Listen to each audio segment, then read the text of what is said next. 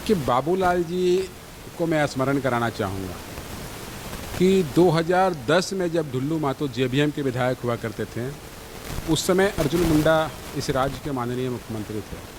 उस समय भी इन्होंने आरोप लगाया था, अर्जुन मुंडा को बोला कि ज़बरदस्ती इनको फंसाया जा रहा है। और जब 2014 में ढुल्लू महतो बीजेपी के विधायक हो गए, तो फिर उन्होंने ये बोलना चालू किया कि ये तो अपराधी है, ये है लुटेरा है, कोयला तस्करी करता है, ये करता है, वो करता है।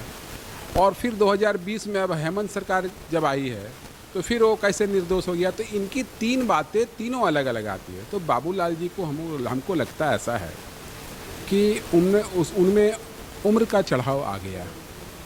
2010 में उन्होंने कुछ बोला, 2014 में उन्होंने कुछ बोला, 2020 में उन्होंने कुछ बोला। तो कौन सा सत्य बात है? तो बाबूलाल खुद झूठ बोल रहे हैं। कभी वो अच्छे रहते हैं, कभी वो डकैत हो जाते हैं, फिर कभी वो उनको सरकार फंसाती है। तो सत्य क्या है, ये बाबूलाल जी को, राज्य की जनता को बताना चाहिए।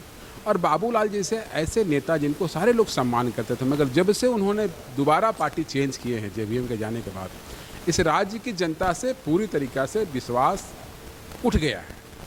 और यहाँ के लोग उनसे अब सवाल चाहते हैं कि आप कितनी पार्टियों में जाएंगे, कितनी तरह की बातें आप करेंगे। कभी अच्छा रहता है कोई, कभी ख़राब हो जाता है कोई, कभी फिर अच्छा हो जाता है कोई। तो ये जो ढुल्लू महतो का कैरेक्टर रहा है, पिछली सरकार में दबा कर रखा गया था, जिसे आज सरकार ने आकर पूरे ट्रांसपेरेंटली खोल दिया गया है। तो गलत होता है।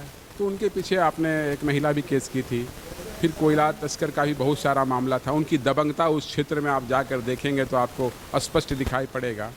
तो बाबूलाल जी की बात को हमें लगता है कोई वैल्यू ही देने देगा, क्योंकि 14 में कुछ बोलते हैं, 10 में कुछ बोलते हैं, 20 में कुछ बोलते हैं, आगे 24 में पता नहीं उनको कोई भगवान का प्रारूप तो नहीं तैयार कर देंगे। जब टूटती है आस, जब थकती है सांस, जब रूठते हैं अपने, मुंह मोड़ता है जमाना, जब अंगड़ाई लेता है संकल्प, फिर बनती है कहानी, बनते हैं अनमिट निशान। देखिए मेरे साथ संघर्ष की दास्तां।